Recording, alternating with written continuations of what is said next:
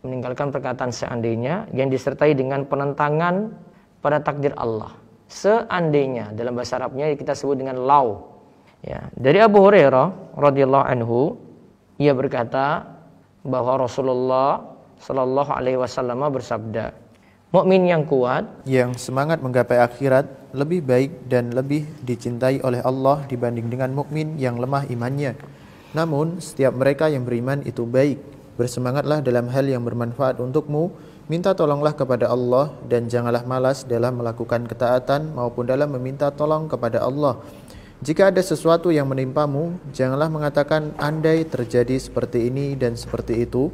Akan tetapi, ucapkanlah ini semua sudah menjadi takdir Allah, dan apa yang Allah kehendaki pasti terjadi. Karena ucapan lau atau seandainya hanya akan membuka pintu setan untuk menentang takdir. Sini ada rinciannya ya. Yang pertama, apabila ucapan seandainya itu untuk memprotes syariat, dalam masalah ini hukumnya haram. Contoh misalnya, seandainya judi itu halal, tentu kami sudah untung besar setiap harinya. Kemudian yang kedua, kalau ucapan seandainya untuk menentang takdir, nah, itu dihukumi haram juga. Seandainya saya tidak sakit, saya tentu tidak akan kehilangan kesempatan baik ini.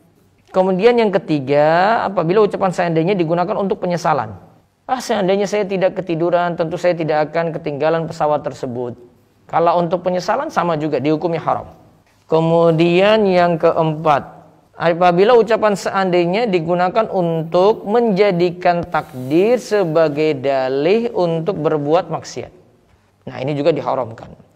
Yang kelima di sini, apabila ucapan seandainya untuk berangan-angan. Nah, ini hukumnya sesuai dengan apa yang diangan-angankan.